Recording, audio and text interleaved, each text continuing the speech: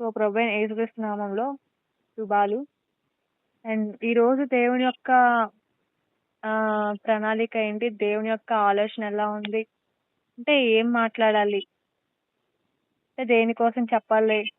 అంటే మన మైండ్‌లో ఎన్నో థాట్స్ ఉంటాయి. బట్ ఎలా మనం దాన్ని ఎదుర్కొంటూ ముందుకెళ్ళాలి అనేది. సో, టాపిక్ ఏం లేదు. సింపుల్‌గా చెప్పాలనుకుంటే ప్రసంగి గ్రంథం మనందరికీ తెలుసు. ప్రసంగి గ్రంథం మొదటి అధ్యాయం.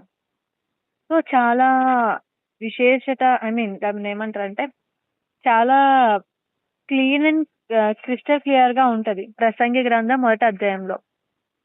ఏంటి ప్రసంగి యొక్క ఉద్దేశ్యం? అసలు ప్రసంగి అనే గ్రంథాన్ని ఎవరు రాసారంటే మనందరికీ తెలుసు. రాజైన సొలొమోను ప్రసంగి గ్రంథం రాసాడని. ఎందుకు రాసాడు?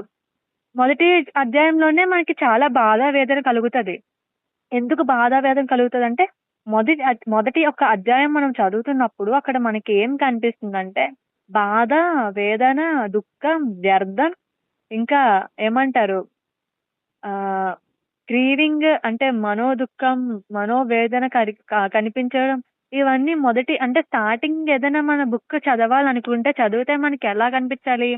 చదవగానే ఫస్ట్ మనలో మన హార్ట్ అంతా ఎలా అంటే ఉప్పొంగిపోవడం, హ్యాపీనెస్‌తో నిండడం అట్లా ఏదైనా స్టార్ట్ చేసే ముందు మనకి ప్రశాంతంగా ఉంటేనే కదా! మనం ఏమైనా చేయగలుగుతాం. అదే ప్రశాంతత లేకుండా స్టార్టింగే మనకి అన్నీ కూడా అంటే చెడుగా, విరుద్ధంగా కనిపిస్తుంటే మనకేం చేయాలనిపించదంటే ఇంట్రెస్ట్ ఉండదు. సో, ఇక్కడ ఈ ప్రసంగి గ్రంథం కూడా అంతే.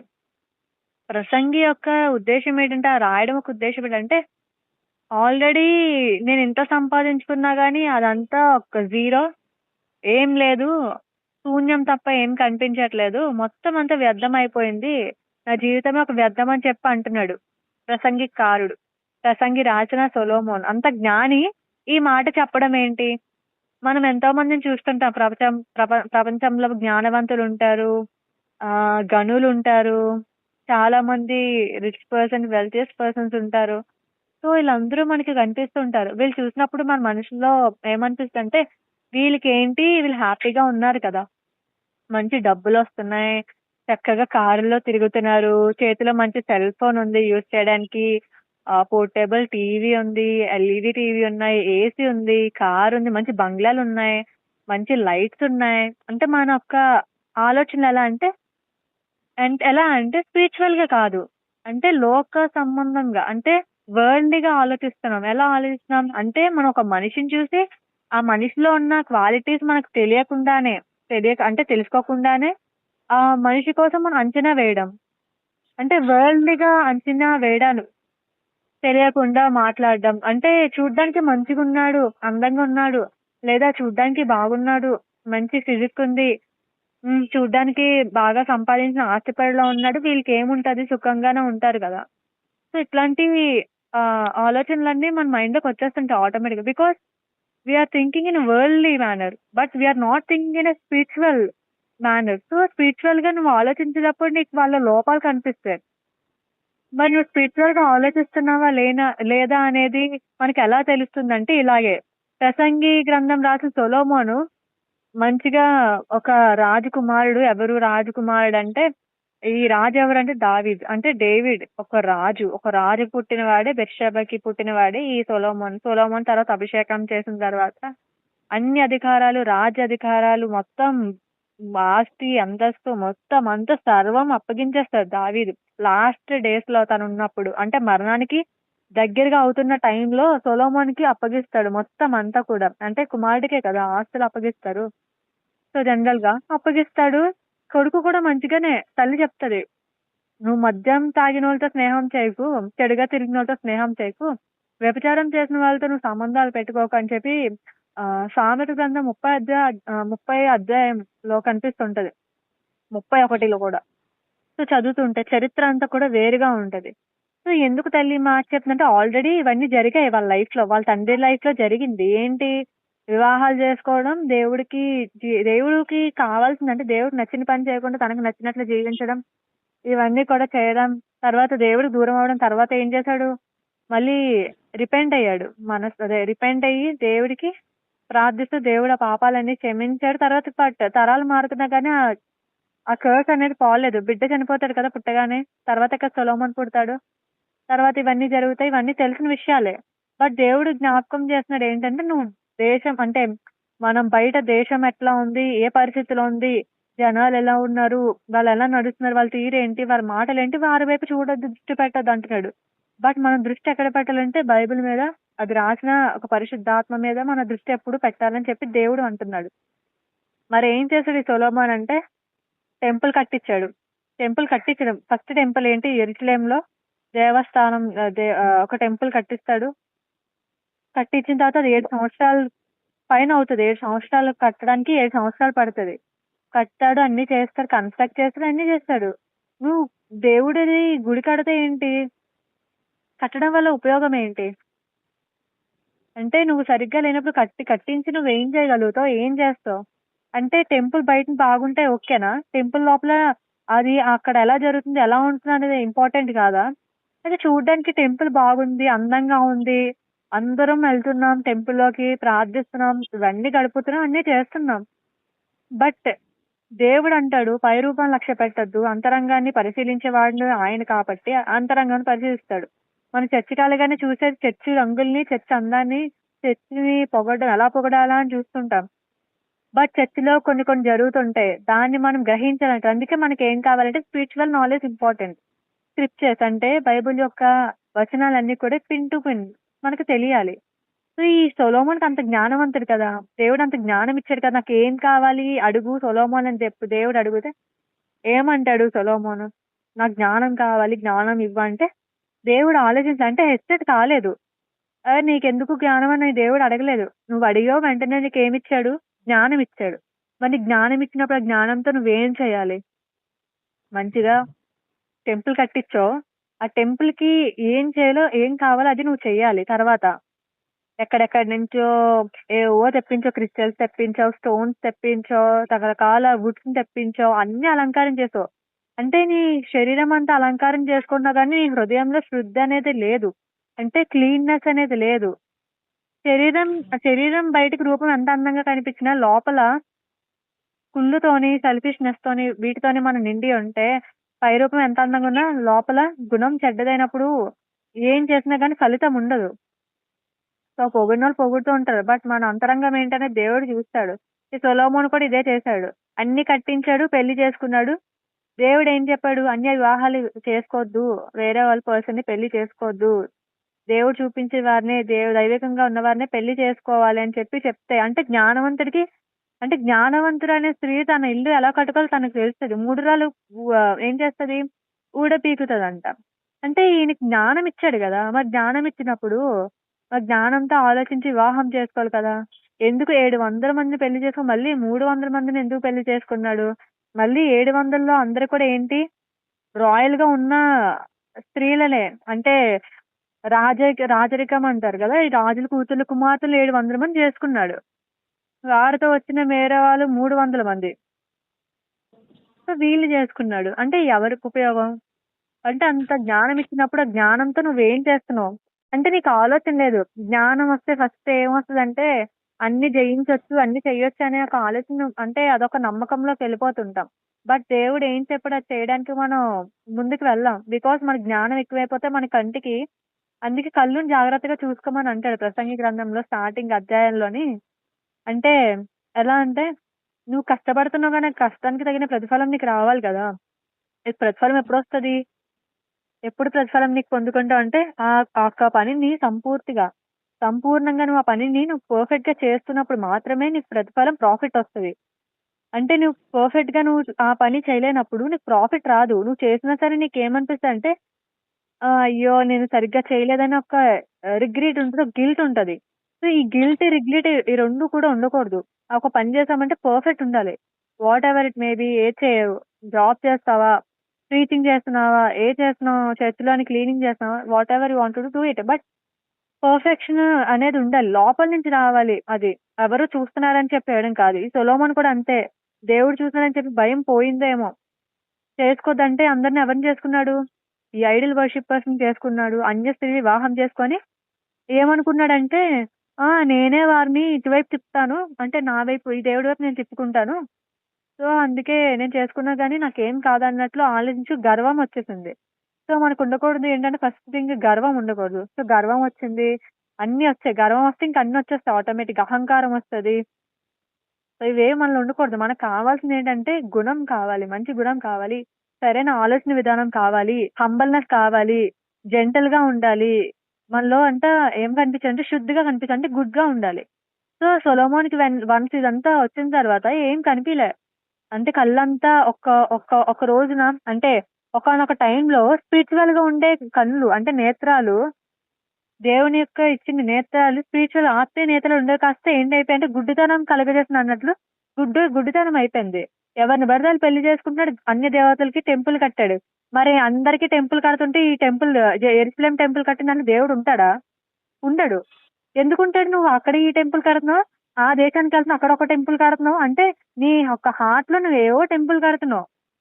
ఒకటని కాదు. ఏవో విపరీతమైన ఆలోచనలవ్వచ్చు, తలంపులవ్వచ్చు. సంథింగ్ అంటే నువ్వు ఒక బిల్డ్ చేసుకుంటున్నావు. అవన్నీ ఉన్నప్పుడు నీ నీ యొక్క హార్ట్‌లోకి స్థానం ఉండదు దేవుడికి పర్సనల్‌గా. నువ్వు నువ్వు ఒకవేళ ఆహ్వానించాలన్నా, ఇన్వైట్ చేయాలన్నా సరే ఆయన ఉండడు. రమ్మన్నా రాడు. మరి సొలొమోన్ అదే చేశాడు. అందుకే ప్రతీదీ శూన్యం అంటున్నాడు. వ్యర్థం అంటున్నాడు. లైఫే వ్యర్థం అంటున్నాడు. అంత పెద్ద గొప్పవాడు, అంత పెద్ద రాజు, అంత పెద్ద తెలివైన వాడు, జ్ఞానవంతుడు అన్న మాటలేంటంటే వ్యర్థం అంటున్నాడు. లైఫ్ వ్యర్థం ఏంటి? మరి దేవుడేమంటున్నాడు? మన జీవితం కోసం చాలా గొప్పగా చెప్తున్నాడు గదా! ఏంటి మన జీవితం కోసం ఏం గొప్పగా చెప్తున్నాడంటే, దేవుడు మనకు ఆయుష్‌నిచ్చాడు. మంచిగా అంటే పుట్టిస్తున్నాడు. ఒక పర్పస్ ఇస్తున్నాడు. ఆ పర్పస్ మనం ఫుల్‌ఫిల్ చేయాలి. ఫ్రూట్‌ఫుల్ అవ్వాలి. ఫలించాలి. అభివృద్ధి పొందాలి. ఇంకా దేవుడిలో మంచిగా ఎదగాలని చెప్పి దేవుడంటాడు. బట్ మనం ఏం చేస్తున్నామంటే, ఈ లోకసారమైన తలంపులన్నీ నెత్తి మీదేసుకొని, అంటే పనికిరాని అన్ని విషయాలు, ఆలోచనలన్నీ మన నెత్తి మీదేసుకొని, దాని మీద బ్రతకడం, దాని గురించి ఆలోచించడం, నిద్రపోకపోవడం, తర్వాత ఏమైతే అదయిందిలే అని అనుకోవడం. లేదంటే వేరే వాళ్ళేదో చెప్తున్నారు కదా! నిరాశ పడడం. ఎందుకు? నిరాశలెందుకొస్తున్నాయంటే, మన దాంట్లో మనది ఆలయం అనే యొక్క శరీరం ఈ కొత్త నిబంధనలో అంతా కూడా మన శరీరం ఒక ఆలయం అంటాడు. అందుకే దేవుడు ఎక్కడ నివసిస్తున్నాడు? ఎక్కడైతే ఇద్దరు ముగ్గురు నామములో ఉంటారో, కూడి ఉంటారో, వారి మధ్య నేనుంటానంటున్నాడు. అంటే నీ మధ్య ఉన్నాడు. అంటే నువ్వు సరిగ్గా ఆలోచించి, సరిగ్గా అవగాహన కలిగి, అన్ని విషయాల్లో పర్ఫెక్ట్‌గా ఉండి, దేవుడి దగ్గర నువ్వు ప్రార్థిస్తున్నప్పుడు, అన్నీ దేవుడికి వదిలేసినప్పుడు, నీ మనసు ప్రశాంతంగున్నప్పుడు దేవుడు నీతో మాట్లాడతాడు. నీ హృదయం గలిబిలుతున్నప్పుడు, నీ మనసు అంగీకరించలేనప్పుడు, నీ మనసు స్థిరత్వం లేనప్పుడు, లోకం మీద ఉన్నప్పుడు, నీతో దేవుడు నువ్వెంత మోకాలేసి ఉపవాసాలుండి ప్రార్థించినా గాని దేవుడు నీతో మాట్లాడడు. ఎందుకు? దేవుడు నీ హృదయంలో లేడు. మన హృదయం దేవుడి ఆలయం అంటున్నాడు. అందుకే పాత నిబంధనకి, కొత్త నిబంధనకి చాలా తేడా ఉంటది. పాత నిబంధనలో టెంపుల్స్ కట్టించారు. కట్టించిన సుఖమేంటి? వ్యభిచారం చేసినోడు చేస్తూనే ఉంటాడు కదా బయట. ఇశ్రాయేలు ప్రజలు. సొలొమోన్ ఏమొచ్చి వివాహాలు చేసుకుంటూ జీవితమంతా అసలు నష్టపోయాడు చాలా వరకు. తర్వాత ఏం జరుగుతది?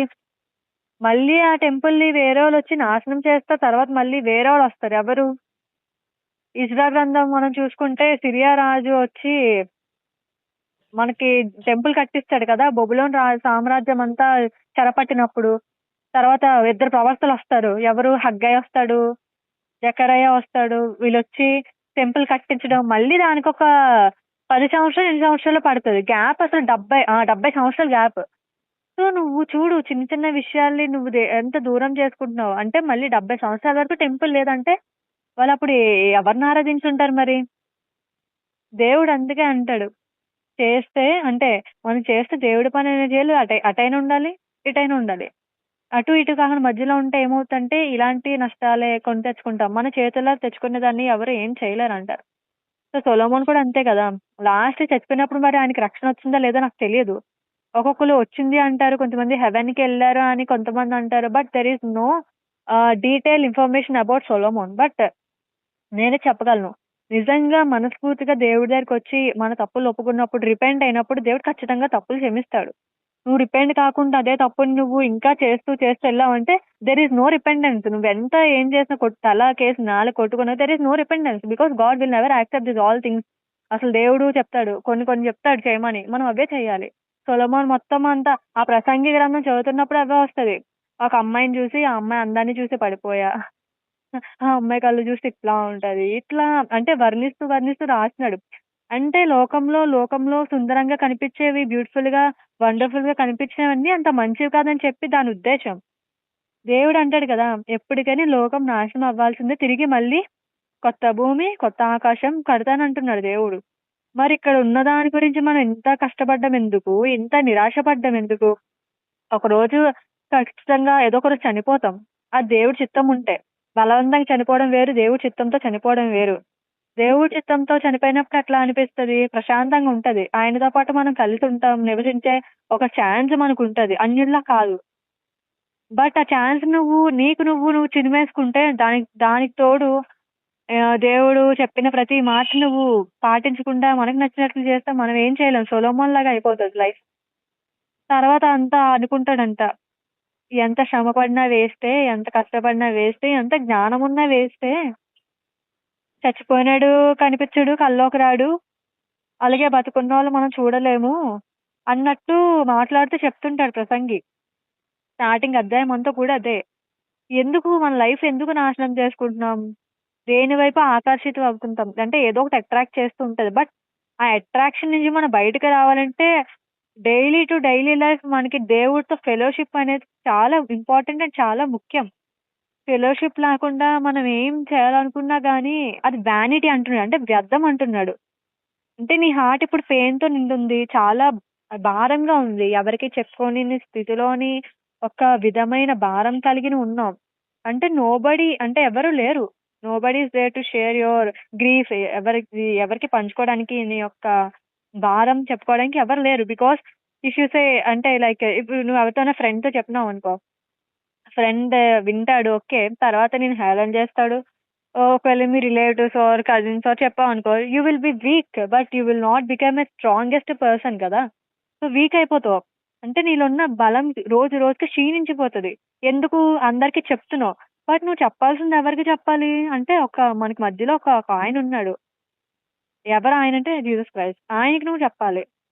అంటే నీ పెయిన్ ఏంటి? నీ గ్రీవ్ ఏంటి? నీ మనోదుఖం ఏంటి?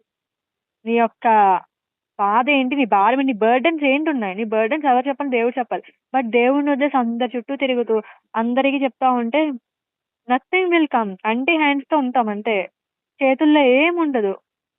సో, అలాగొక స్టాచ్యూ ఉంటది బొమ్మ బయట చూస్తాం పార్క్‌లో, రోడ్డు మీద ఎళ్తున్నప్పుడు. సో, అట్లా నించొనుంటాం. Like we don't have any feelings లాగా. అంటే మాకు ఫీలింగ్స్ లేకుండా. అంటే ఇక్కడ సొలొమోన్ లోకాన్ని చూసే ఈ ఏమయ్యాడంటే ఇంప్రెస్ అయిపోయాడు. అట్రాక్షన్ అయిపోయింది.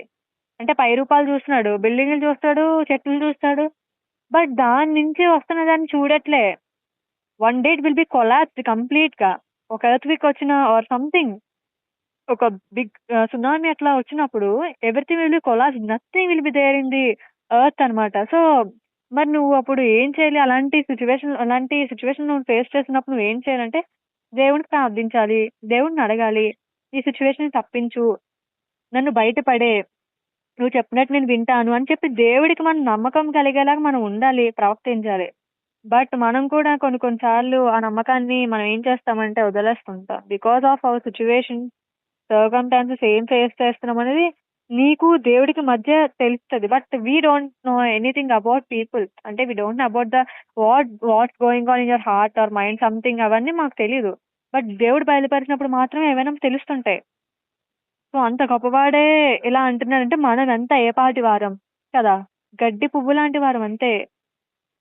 ఎండొస్తే వాడిపోతాం, వర్షమొస్తే ఎదుగుతాం, గ్రో అవుతాం.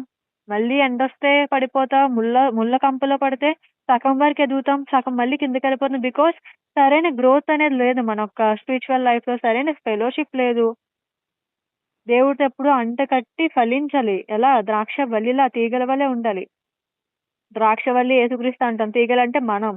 ఆ తీగకి ద్రాక్షవల్లి ఉంటేనే ఆ పండుకు రుచి, ఆ పండు చూడడానికి అందంగా కనిపిస్తది. అంటే నువ్వు దేవుడితో కలిసున్నప్పుడు నీలో ఉన్న గ్లో వస్తది.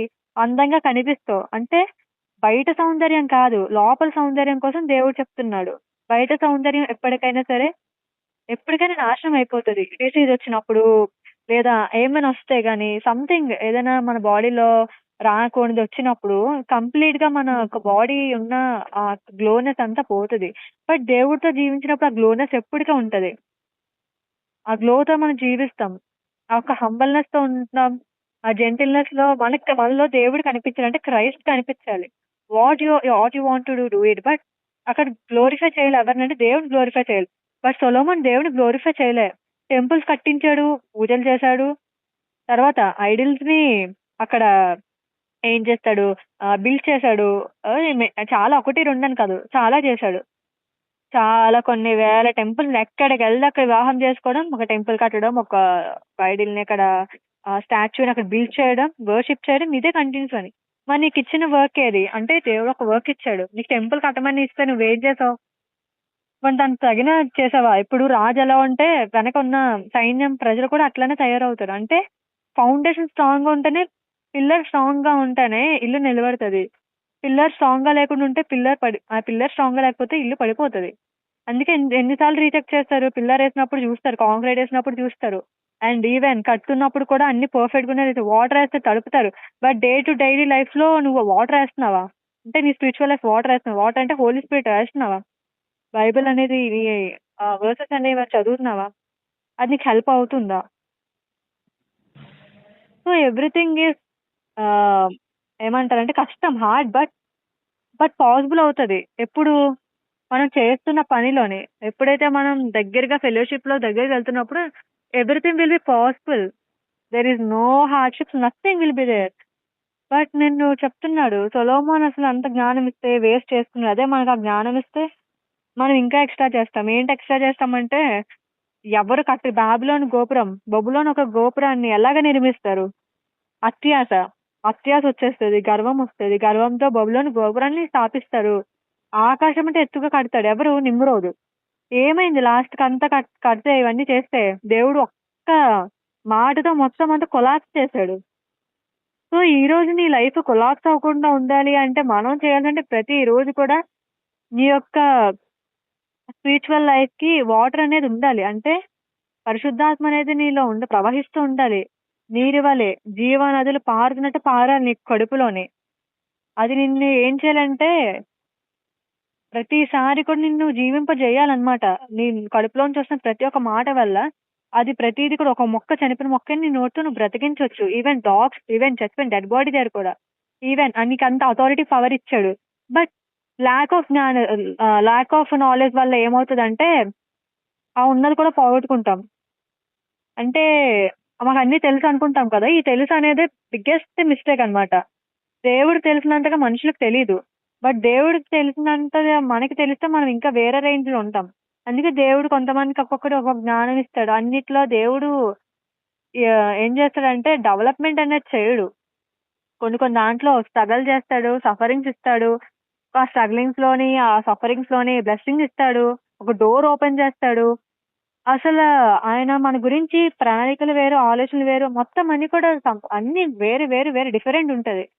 బట్ మనం ఏం చేస్తున్నామంటే సొలొమోన్‌లాగా అతిశయించడం, నచ్చిందల్లా కావాలనుకోవడం ఈస్ ద బిగ్గెస్ట్ మిస్టేక్ అన్నమాట మన క్రిస్టియన్ లైఫ్‌లో.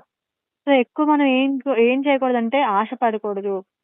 సో, వాటెవర్ నీ దగ్గర ఏముంటే okay. Be happy with what you have. దేవుడు నీకేదిస్తే దాంట్లో సంతృప్తి కలిగి మనం ఉండడం మనం నేర్చుకోవాలి. అతి జ్ఞానం వల్ల కూడా ఏంటి నష్టాన్నే కలుగజేస్తది. సంపాదిస్తాం. సంపాదిచ్చింది కాస్త అతి జ్ఞానం వల్ల సరైన జ్ఞానం లేదు మనకి. లోకానుసరమైన జ్ఞానం ఉంది గానీ, దేవుడి పట్ల అంటే దేవుని యొక్క జ్ఞానం మనకు లేకపోతే కట్టుకున్న ఇల్లు కూడా ఏంటవుతదంటే నాశనం అవుతది తప్ప there is no spiritual growth in houses. అంటే ఫ్యామిలీస్‌లో అట్లా ఉండవు. ఎందుకుండవంటే రీజన్స్ ఇవే. సరైన ఆలోచన జ్ఞానం లేకపోవడం. వ్యర్థం అంటున్నాడసల. ఎన్ని సంపాదించుకున్నా వ్యర్థం. పెళ్లి చేసుకున్నా వ్యర్థమే. మనం ఏమనుకుంటామంటే వివాహం చేసుకుంటే ఓకే. Better life. ఓకే. తోడుంటది. దేవుడు చెప్పాడు ఫ్రూట్‌ఫుల్ అంటాడు. బట్ ఎంత వరకు ఫ్రూట్‌ఫుల్ అది? Because the head must be fruitful and must be ఏంటంటే ప్రేయర్‌ఫుల్ లైఫ్ ఉండాలి. ఆ హెడ్. ఆ పిల్లర్ ఎవరైతే ఇంట్లో ఉంటారో వాళ్ళు స్ట్రాంగ్‌గా ఉండాలి. వాళ్ళు స్ట్రాంగ్ ఉంటే ఆపోజిట్ పర్సన్ స్ట్రాంగ్ ఉంటాడు. నువ్వు స్ట్రాంగ్‌గా లేవు. నువ్వు ఏమి చేయవంటే వాళ్ళు నీలాగే తయారవుతారు. నీలానే ఉంటారు. అంటే ఏ చేంజ్ ఉండదు లైఫ్‌లో. ఎప్పుడు చేంజ్ కనిపించదు. ఎప్పుడు స్ట్రగల్స్, ఏడుపులు, బాధలు, భారం, అపనమ్మకం ఇంక ఇవే తరచుగా మనలో వస్తుంటాయి. Because we are not strong in our ఫెయిత్‌లో స్ట్రాంగ్‌గా లేకపోతే ఏం చేసినా కానీ ఏముండదు వ్యర్థం. ద లైఫ్ ఆఫ్ వ్యానిటీ అని అంటాడు. ద గ్రీవ్ ఆఫ్ విజ్డమ్ అంటాడు. అలా చదువుతుంటే ఇంక ఇవే కనిపిస్తుంటాయి. నేను ఎంత సంపాదించుకున్నా నేనేం చేయలేకపోయాను. పోనీ సొలొమోన్ హెవెన్‌కెళ్ళాడంటే దేర్ ఈస్ నో కన్ఫర్మేషనే లేదు. ఉన్నాడు, ఇక్కడున్నాడని చెప్పలేం, అక్కడికెళ్ళాడని చెప్పలేం. మరి రిపెండెన్స్ అనేది వచ్చిందని చెప్పగలుగుతాం. అందుకే ప్రతిసారి దేవుడు మనకొక ఆప్షన్ పెట్టాడు. ఏంటంటే తప్పు చేసినా గానీ, తెలిసి తెలియక తప్పు చేస్తే గానీ రిపెండెన్స్ ఉందంటాడు. బట్ కావాలని తెలిసి తప్పు చేసావని దేర్ ఈస్ నో రిపెండెన్స్ అని అంటాడు. ఫర్ యూర్ సిన్స్ అంటాడు. సో, ఆల్రెడీ వచ్చిందెందుకు? ఆ సిన్స్‌ని చేసిన ఆ పాపం నుంచి విడిపించడానికే వచ్చాడు. మళ్ళీ నువ్వు రక్షణ పొందిన తర్వాత కూడా అదే పాపంలోకెళ్ళాలనుకుంటున్నా, అదే చేయాలనుకుంటున్నావు అంటే దేర్ ఈస్ నో రిపెండెన్స్ కదా! రిపెండెన్స్ కావాలంటే మనం అదే తప్పు చేస్తున్నాం. సో, సిన్స్ చేయకూడదు. రిపెండెన్స్ కావాలి. మారుమనసు లేకపోతే ఎన్ని చేసినా గాని వ్యర్థమే. ఆ వ్యర్థమే చెప్తున్నాడు ఆ సొలొమోన్ కూడా. So, there is no happiness in his life. Entire life. He used to grieve, he used to cry. Nothing is there అన్నమాట. అసల సొలొమోన్ లైఫ్ చూసుకుంటే అనుక్షణం వేదన, బాధ. ఫస్ట్ అంతా సంతోషంగా ఎళ్తది లైఫ్. ఎప్పుడైతే ఇవన్నీ జరుగుతాయో మొత్తం దేవుడు ఎప్పుడైతే మాట్లాడడం మానేస్తాడో అది వేరే భయంకరమైన, చాలా భయంకరంగా ఉంటది. ఎప్పుడు దేవుడు విడిచిపెట్టేస్తే చెయ్యి మాత్రం. టెర్రర్ ఉంటది. హార్ట్‌లో భయంకరంగా ఉంటది. బికాజ్ ఇంతవరకు నిన్ను గైడ్ చేసిన హోలీ స్పిరిట్ సడెన్‌గా నీ చెయ్యి వదిలేస్తే, అది నీకు తెలిస్తే సెన్స్ అవుతాం. బికాజ్ మనలో ఆ పరిశుద్ధత కనిపించదు. ఏముండదు. సో, వ్యర్థమే. అందుకే లైఫే వ్యర్థం అంటున్నాడు. But there is a purpose in our lives. ప్రతి ఒక్క జీవితాన్ని, ప్రతి ఒక్క మనిషికి ఒక పర్పస్ దేవుడిచ్చాడు. ఆ పర్పస్ ఏంటో మనం వెతకాలి. We have to search for the purpose and we have to live for the purpose and we have to live for the kingdom of God. So, ఆ కింగ్డమ్ ఏదో కింగ్డమ్ ఉందో, హెవెన్ ఉందో, ఆయన ఒక రాజ్యానికి చేరాలి కాబట్టి, ఆ రాజ్యానికి ఎలా చేరాలా అని ఫస్ట్ మన ఆలోచన ఉండాలి. అందుకే వ్యర్థమైన వాటిని ఎక్కువ ఆలోచించొద్దు అంటున్నాడు. నువ్వు ఎప్పుడైనా ఆలోచించావంటే వ్యర్థమైనవి, నీకొచ్చిన మంచి థాట్స్ కూడా అవి చెడిపేస్తాయి. అంటే పాడు చేస్తాయి. సో, అంటే నీకు ఏదైనా ఆలోచన వస్తే అది పాడు చేసే విధంగా ఉండకూడదు. కానీ, ఆ ఆలోచన వల్ల నువ్వు బాగుపడే రీతిగా ఉండాలి. నువ్వు బాగుపడాలంటే నీలో ఏముండాలి? దేవుడొక వాక్యం అలా వెళ్తూ ఉండాలి. దేవుడొక వాక్యం మనలో జీవింపడాలి. జీవించాలి. సో, ఎన్నో సార్లు ఎన్నో తప్పులు చేస్తుంటాం. బట్ సరిదిద్దుకోవాలి.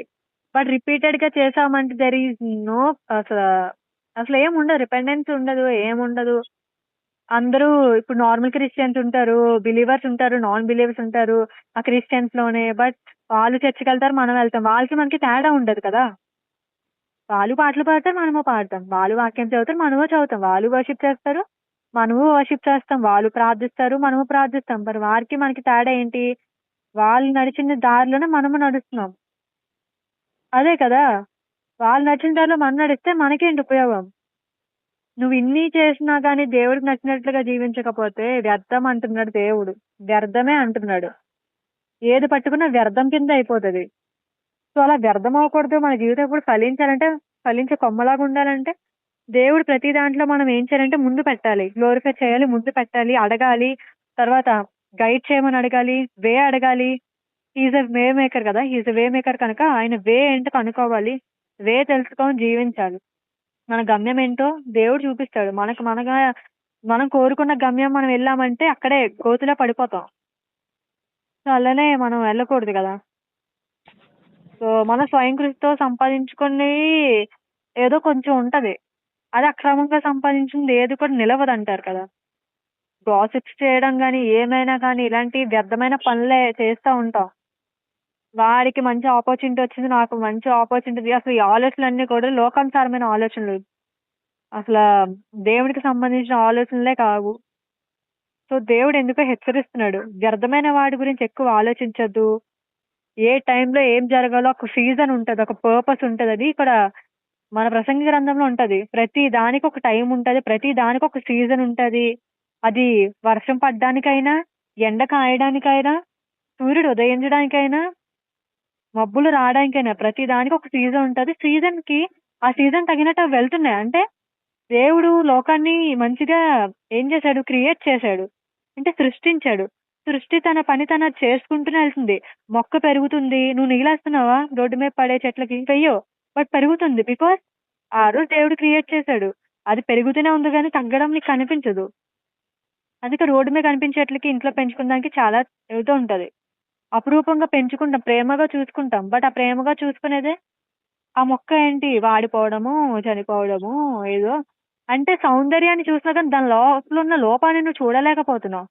నువ్వు లోపాన్ని చూస్తే దాన్ని సరిచేసి దానికి తగిన మెడిసిన్ నువ్వు ఆ ట్రీకేస్తావు. తర్వాత ఆ ట్రీ మళ్ళీ ఏమవుతది? రీగ్రో అవుతది. చనిపోయిన స్థితి నుంచి మళ్ళీ బడే స్థితి వరకు చెట్టు ఎదుగుతది.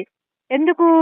నువ్వు లోపాన్ని చూసి సరిచేస్తున్నావు కాబట్టి. అంటే వ్యర్థం ఏదైతే ఉందో వ్యర్థాన్ని తీసేస్తున్నావు కాబట్టి అదేమవుతుంది? గ్రో అవుతుంది. రీగ్రో అవుతుంది. మరి నువ్వు వ్యర్థాన్ని తీయకుండా నువ్వు మెడిసిన్ ఏస్తే దానివల్ల ఉపయోగం ఏంటి? ఇప్పుడు నీకు జబ్బు తెలియకుండా నువ్వేదైనా మెడిసిన్ ఏసుకుంటే దానివల్ల రియాక్షన్ వస్తది. బట్ నీకేంటి ఇంప్రూవ్‌మెంట్ కనిపించదు. బికాజ్ నీకు కోల్డ్ అయితే నువ్వు ఫీవర్ టాబ్లెట్ ఏసుకుంటే తగ్గదు గదా! సో ఇక్కడ ఏంటంటే వ్యర్థం అవుతాయి. మనీ కాస్ట్ ఎంత పెడతావు? అది డబ్బులు వేస్టే. వేసుకున్నావు. అది నీ బాడీకి రియాక్షన్ అది వ్యర్థమే అంటున్నాడు. సో అందుకే బాడీ ఏంటంటే టెంపుల్ ఆఫ్ హోలీ కాస్ట్ అంటారు. Temple of holy ghost. ఎందుకు? టెంపుల్ అంటే దేవుడు నివసిస్తాడు గనక, దేవుడు మనతో ఉంటాడు కనుక, దేవుడు మాట్లాడతాడు గనక, దేవుడు మన స్వరం వినిపిస్తాడు గనక, అందుకే వ్యర్థమైన వాటి గురించి ఆలోచించుకో అంటాడు. లోకంలో క్రియేట్ చేసినవన్నీ అంటే ఆ కాలం చొప్పున వెళ్ళిపోతున్నాయి. క్రమం చొప్పున అవి నడుస్తున్నాయి. సీజన్ తగినట్టుగా వెళ్తున్నాయి. బట్ మనం క్రియేట్ చేసిన మనం మాత్రం ఆ సీజన్ తగినట్టు మనం నడవట్లే. అంటే దేవుడు చెప్పిన దారిలో నడవట్లేదు. నచ్చిన దారిలో నడుస్తున్నాం. నీకిది చెప్పాడనుకో నువ్వు అది చెయ్యట్లే. వేరేదే చేస్తున్నావు. బికాజ్ దేవుడి మాటంటే మనకు లెక్క లేదు. నిజంగా దేవుడి పట్ల భయభక్తులు, లెక్క, దేవుడంటే భయం, విశ్వాసం, నమ్మకం అదన్నీ మనకి ఉంటే, మనం ఈ రోజున ఇంత వ్యర్థమైన వాటి మీద ఎక్కువ మనసు పెట్టి ఆలోచించం. తెలుసు మనకది. మంచిది కాదని తెలుసు. మరి మనం ఎందుకెళ్తున్నాం? దేవుడు అందుకే అంటున్నాడు. ప్రతీదీ వ్యర్థమే. నీ జీవితమే వ్యర్థము. మరి నీ జీవితం వ్యర్థమైన నువ్వన్నీ ఎందుకు ఆలోచిస్తున్నావు? నీకిప్పుడు అవసరమా ఇవన్నీ? సో, అందుకే అంటాడు టైంకి తగినట్లు ఆ టైంకి ఏ టైంకి ఏం అవసరమో నీకన్నీ సమకూరుస్తున్నాడు కదా! అన్నీ ఇస్తున్నాడు, పోషిస్తున్నాడు, ఆహ్, బలపరుస్తున్నాడు. ఏదైనా ఎలా అయినా గాని దేవుడు నీతో మాట్లాడి హెచ్చరిస్తున్నాడు. ఆహ్, నీకు ప్రేమ చూపించాల్సిన టైంకి ప్రేమ చూపిస్తున్నాడు. అందరిలాగా నిన్ను వదిలేయట్లే. అన్నిలు చూడు రోడ్డు మీద ఉంటారు. ఎందుకు? బికాజ్ ఫ్యామిలీ పట్టించుకోరు. 24 అవర్స్ ఆన్ రోడ్. అంటే తిరుగుతా ఉంటారు. ఏవో చేస్తూ ఉంటారు. బట్ దేవుడు మనం ప్రేమించిన గనుక ఒక సరైన ఒక పద్ధతిలో ఉంచాలి గనక, ఒక సరైన ఒక స్టెబిలిటీ మనకుండాలి కాబట్టి, ఒక ప్లేస్‌లో ఒక దాంట్లో ఫిక్స్ చేసి పెడతాడు మనల్ని. బిల్డ్ చేస్తాడు. ఫస్ట్ అంతా మన శరీరం మీద కొడతాడు దేవుడు. అంటే క్రూసిఫై చేస్తుంటాడు. ఫ్లెష్ ఎప్పుడు క్రూసిఫై అయితూ ఉండాలి. సో, క్రూసిఫై అవ్వాలంటే ఏంటంటే మొదటగా మనలో ఉన్న మొత్తం శరీరంలో కావాల్సిన ప్రతి లోకంలో ఉన్నవన్నీ కూడా మనం ఏం చేయాలంటే దాన్ని చంపేయాలి. చంపేస్తూ ఉంటేనే గాని మన దేవుడి దగ్గరికెళ్ళడానికి చాలా కష్టం. సో, వాళ్ళు ఈ రోజున అన్యులు చంపలేకపోతున్నారు గనుక వాళ్ళు రోడ్ల మీద తిరుగుతున్నారు. నచ్చిన పనులు చేసుకుంటున్నారు. ఇవన్నీ మనం చూస్తున్నాం. న్యూస్‌లు చూస్తాం. రోడ్ మీద ఇవన్నీ వెళ్తుంటే కనిపిస్తుంటాయి కుప్పలు కుప్పలు ఏం చూసినా గాని. బట్ దేవుడు మనల్ని అనాథలుగా వదిలిపెట్టనని చెప్పాడు కదా! వాగ్దానం చేశాడు కదా! వాగ్దానం చేసిన వాడు ఎవరు? నమ్మదగిన వాడు కదా! ప్రామిస్‌లు ఇచ్చాడు కదా! మోషేకి ప్రామిస్ ఇచ్చాడు. కానీ మోషే ఏం చేశాడు? కానాన్ని దాటి వెళ్ళాలి. బట్ కానాన్ని దాటి వెళ్ళలేకపోయాడు. కానాన్‌లోకంటే పాలు ఇంకా తేనె ప్రవహించే దేశంలోకి వెళ్తారన్నారు. బట్ దేవుడు చెప్పాడు కదా! వాగ్దానం నెరవేరాలి కదా! ఎందుకు నెరవేరలేదు అంటే వ్యర్థంగా ఆలోచించాడు. ఎవరు? మోషే. వ్యర్థంగా ఏం ఆలోచించాడు? కోపం. దేవుడు చెప్పిన మాటకి అవిధేయత చూపించడం, విధేయత చూపించకపోవడం వల్ల దేవుడికి కోపమొచ్చింది. అందుకే ఏమంటాడు మోషేతోని? "నువ్వు కానాన్ని చూస్తావు గాని వెళ్ళలేవంటాడు." అదే మనం చేసే పని కూడా అంతే. వ్యర్థమైన వాటికి మనం ఆలోచించినప్పుడు, అనుకున్నప్పుడు మాత్రం దేవుడి దగ్గరికి వెళ్ళలేం. కానీ తర్వాత యెహోషువ వెళ్తాడు. బట్ యెహోషువ అక్కడ జడ్జ్ అవుతాడు. ఇవన్నీ అవుతాయి. ఇవన్నీ మనకు తెలీదు. బట్ న్యాయాధిపతికైతే మొత్తం అంతా కూడా సమస్తం అన్నీ చేశాడు. మోసే తర్వాత తనే ఇంకా. సో, అంతే కొంతమంది కొంతవరకే ఎళ్ళగలుగుతారు. కొంతమంది దేవుడి దగ్గర రీచ్ కాలేరు. Because of vanity. వ్యర్థమైన మాటలు, వ్యర్థమైన ఆలోచనలు, తలంపులు వాటి వల్ల దేవుడి దగ్గరికి దూరంగా ఎళ్ళిపోవడం. సో, దేవుడి యొక్క మాటలు లక్ష్య పెట్టకపోవడం, అన్యుల్లా బిహేవ్ చేయడం, వాళ్ళలాగా నడవాలనుకోవడం తప్పు ఫస్ట్ థింగ్. సో, మనం ఎలా నడవాలో మనకు తెలుసు. దేవుడు నడిపిస్తాడు. సో, వాళ్ళు నడవాలి అనుకుంటే వ్యర్థమైనవి ఆలోచించినప్పుడు ఏంటంటే లోకమంతా కనిపిస్తది. అంటే అనిపిస్తది. ఏమనిపిస్తదంటే మన మనతో ఉన్న ఫ్యామిలీ రి relatives or something friends or మంచిగా సెటిల్ అయినప్పుడు మంచిగా వాళ్ళు మన ముందు ఎదుగుతున్నప్పుడు మనకనిపిస్తది. సో, ఇన్ని ఇయర్స్ నుంచి ఒక 25 ఇయర్స్ నుంచి దేవుడిని నమ్ముకుంటున్నా ఆర్ 22 ఇయర్స్ నుంచి దేవుడిని నమ్ముకున్నా. But there is no change in my life అని మనకనిపిస్తది కదా! ఎప్పుడు కూడా. సో, అనిపిస్తుంటది. ఖచ్చితంగా మనం దేవుడిని అడుగుతుంటా. ఎందుకు నా లైఫ్ ఇలానే ఉంది? 22 ఇయర్స్ నుంచా? 24 ఇయర్స్ నుంచా? సర్వ్ చేస్తున్నాను. అంటే నేను సేవిస్తున్నాను, పూజిస్తున్నాను. But there is no change in my life అని అనుకుంటా పర్సనల్ లైఫ్‌లో. We need a change. Everyone needs a change in our lifes. అంటే we have to be settled. మనం అందరికీ ఏం చేయాలంటే అప్పు ఇచ్చేవాళ్ళు ఉండాలి గానీ, అప్పు తీసుకునే వాళ్ళు ఉండకూడదనుకుంట. ఇవన్నీ వాగ్దానాలే. బట్ దాన్ని మనం ఎందుకు రిసీవ్ చేసుకోలేకపోతున్నాం? Because of vanity. The thinking of vanity should be changed. కంప్లీట్‌గా చేంజ్ అవ్వాలి. మైండ్ థాట్స్ అన్ని చేంజ్ అయినప్పుడు మాత్రమే ఇవన్నీ జరుగుతాయి. ఇవన్నీ లేనప్పుడు నువ్వెన్ని చేసినా గానీ వ్యర్థం అంటున్నాడు. విజ్డమ్ నీకెంత జ్ఞానం ఇచ్చినా గానీ, నువ్వు చదువులో టాపర్ అవ్వచ్చు. ఆర్ సంథింగ్ నువ్వు ఒక ఆఫీస్‌ని బిల్డ్ చేయొచ్చు. ఎంప్లాయ్‌మెంట్ నువ్వు కల్పించొచ్చు. Whatever you want to do, something you are doing. అంటే నీ కెరియర్ నువ్వు బిల్డ్ చేసుకున్నావు. Everything is doing okay. Good, good. God says okay. Good అంటాడు. అంటే దేవుడు కూడా తప్పని అనడు.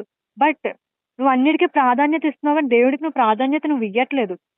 అక్కడే దేవుడికి నీకొస్తుంది విరోధం మధ్యలో. నీకు దేవుడికి అడ్డం వస్తుందంటే ఇదే అడ్డాలొస్తున్నాయి.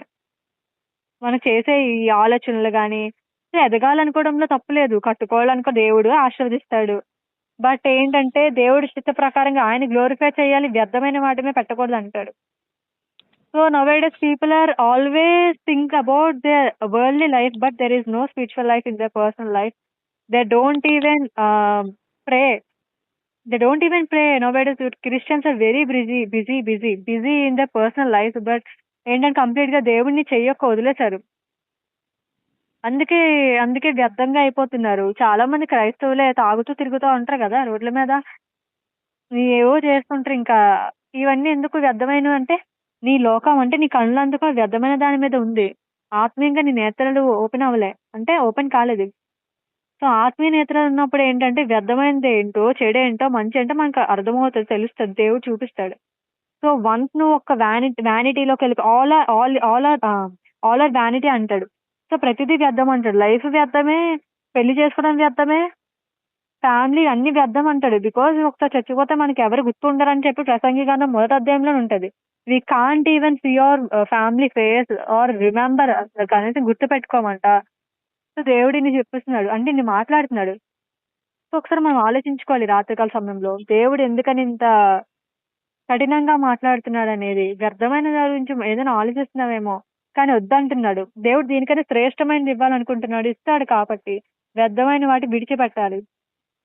సో ఎప్పుడైతే మనం దేవుడి పట్ల ఆలోచన కలిగి, జ్ఞానం కలిగి జీవిస్తామో అప్పుడు దేవుడు మన పట్ల కనికరం చూపిస్తాడు. ఆయన ఒక కనికరం, మర్సీ అనేది చాలా ఇంపార్టెంట్. లవ్ ఉంటది, బట్ మర్సీ కూడా మనకు ఉండాలి కదా. దయ లేకపోతే ఏం జరుగుతుందో తెలీదు. ఈ రోజు ఇలా బయటికెళ్ళి వస్తాం, సంథింగ్ బయట అన్ని యాక్సిడెంట్స్ అవుతుంటాయి, ఏవో జరుగుతుంటాయి. బట్ వీ నీడ్ సమ్ ఏమంటారు, ఇన్స్ట్రక్షన్స్ కావాలి. బట్ ఆ ఇన్స్ట్రక్షన్స్ ఎక్కడి నుంచి వస్తాయి? ఫ్రమ్ గాడ్ నుంచే మనకు వస్తుంది. సో ఎన్నైనా ఆలోచించుకో. బట్ ఒకటి, దేవుడు ఒక చిత్తం ప్రకారంగా జీవితం వెళ్తున్నప్పుడు మాత్రమే మన లైఫ్ హ్యాపీగా ప్రశాంతంగా ఉంటది. ఎన్ని కష్టాల్లో ఉన్న దేవుడు దాన్ని లేవనెత్తాడు, చెయ్యి ఇచ్చి మరీ లేపుతాడు. పేతురు మునిగిపోయినప్పుడు అట్లాగా వాటర్లో నేను నడిచేస్తా అన్నాడు. నడిచాడు, బాగానే ఉంది. అందరూ రాలే, బట్ ఆయన ఒక్కడే వెళ్ళాడు. మనం ఆలోచించాలి ఏంటంటే అందరూ అక్కడ అంతమంది ఉన్నారు. అంతమంది దేవుడు ఒక్కడే నడుచుకొని వస్తే, అంతమంది వస్తే వాళ్ళందరూ అడగాలి, నేను కూడా నడుస్తాను నీతో పాటు అని. బట్ అక్కడ మనం ఆలోచిస్తే వాక్యానుసారంగా అక్కడ ఎవ్వరు నడవరు. ఓన్లీ పేతురు ఒకటే నేను వస్తాను అంటాడు. అలాగే వాక్యం విన్నోళ్ళందరూ కూడా దాన్ని తగినట్టు ఫాలో అవ్వరు. ఎవరో కొంతమంది మాత్రమే ఫాలో అవుతారు. అందులో పేతురు బయటకు వస్తాడు. అంటే తన శక్తికి మించి ప్రయత్నిస్తాడు. బట్ ఏదో గాలి వస్తుంది, అందరికీ తెలుసు గాలి వస్తుంది, ఆ గాలికి భయపడి వెళ్ళిపోయాను. బట్ ఆ గాలికి భయపడినా కానీ నువ్వు దేవుడి కోసం అక్కడ నిలబడ్డావు, నించున్నావు నీటి మీద. అంటే దేవుడు ఏం చేశాడు? చెయ్యి విడిచిపెట్టాడా? లేదు, చెయ్యి ఇచ్చి లేపాడు పైకి. అది మన దేవుడి యొక్క గొప్పతనం. ఈ రోజు ఆయన గొప్పతనం మనం తెలుసుకోవాలి, గొప్పగా మనం జీవించాలి. వ్యర్థమైన వాటి మీద మనం మనసు ఉంచామనుకో ఏముండదు, శూన్యం తప్ప. సో దేవుడు ఇదిగా ఈ రోజు మనతో మాట్లాడాడు. ఇది ఎంతమందికి అవసరమో నాకు తెలియదు, బట్ దేవుడు ఖచ్చితంగా చెప్తున్నాడు. ఒకటి ఏదైనా చేయాలనుకుంటే ఖచ్చితంగా మన మనసును ఒక విరిచేస్తాడు కంప్లీట్ గా. అంటే మన హార్ట్ అంతా కూడా ఏమైతుందంటే లైక్ భారం అయిపోతుంది. బట్ అలాంటి సిచ్యువేషన్ లో దేవుడే మనం కాపాడుతాడు. అలాగా పేతురికి చెయ్యి లేపినట్లు లేపుతాడు. అదేమి చిన్న చెయ్యి కాదు, మైటీ హ్యాండ్స్ అంటారు. ఆ మైటీ హ్యాండ్ తో నేను లేపినప్పుడు దేర్ ఈజ్ నో స్టాప్ అనమాట. స్టాప్ అంటూ ఉండదు, అన్స్టాపబుల్ అనమాట. లైఫ్ అట్లా వెళ్ళిపోతుంటది. నిన్ను కొట్టడానికి వచ్చినా, నేను తరమడానికి వచ్చినా, నిన్ను తిట్టడానికి వచ్చినా, నీ మీద ఏం చేయడానికి వచ్చినా, ఈవెన్ వాళ్ళకి చేతబడి చేయడానికి వచ్చారు, సంథింగ్ మంత్రాలు చేయడానికి వచ్చారు, సంథింగ్ ఏమైనా చేయాలనుకో, బట్ నీ లైఫ్ ముందుకెళ్తే తప్ప నువ్వు వెనక్కి రావు. బికాస్ ఆయన ఒక మైటీ హ్యాండ్ నీ మీద ఉంది ఈ రోజు. ఆయన ఒక దీవెన మన మీద ఉన్నప్పుడు no man can even shatters అనమాట. Nobody can even touches. అంత పవర్ఫుల్ ఇంపాక్ట్ ఉంటది మన మీద. ఆయన ఒక మైటీ హ్యాండ్ ఉన్నప్పుడు మాత్రమే. ఆయన మైటీ హ్యాండ్ లేనప్పుడు దేవుడి యొక్క కాపుదల, మర్సీ ఏమి ఉండదు. కఠినమైపోద్ది ఫరో హృదయం లాగా. సో అలా కఠిన పడకుండా అంటే వ్యర్థమైన మాట మీద ఆలోచించకుండా మనసు ఎప్పుడు కూడా దేవుడి మీద ఆనుకొని ఉండాలి అంటున్నాడు. ఆయన మీద ఆనుకున్నప్పుడే సంపూర్ణంగా మనకి క్షేమం కలుగుతది. సంపూర్ణమైన ఆనందం, సంతోషం అన్నీ కలుగుతది. సమాధానం వస్తది. కుటుంబం సంతోషంగా ఉంటది. మన లైఫ్ కూడా స్పిరిచువల్ గా బాగుంటే ఎదుగుతది. ఈ చిన్న వాక్యం దేవుడు దీవించి ఆశ్రయించును గాక. ఆమేన్. ఆమేన్.